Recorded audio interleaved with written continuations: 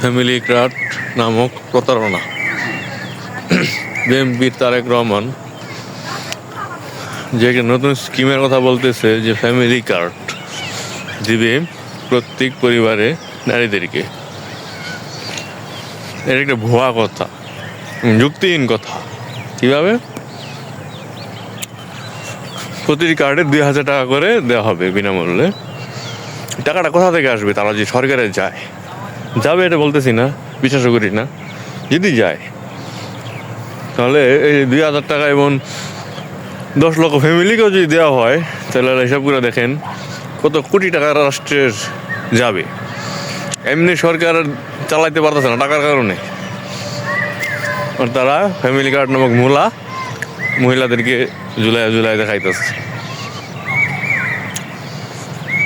যখন সরকারের টান পড়বে টাকার, তখন এই টাকাটা কোথা থেকে আসবে?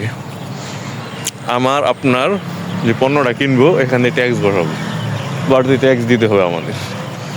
তো আমাদের থেকে নিয়ে আমাদেরই দিবে কে? এটা বাংলা বুঝ। আর বাঙালিরা তো খালি ফ্রি দেখলে ঝাঁপায় পড়ি, কিন্তু ফ্রির পিছনে যে গোয়াটা মেরা দেয় এটা আর কেউ বুঝি না। পাইছে এক ফ্যামিলি কার্ড, এই 2,000 টাকা দিকে আপনি কী করতে পারবেন? কিছু না।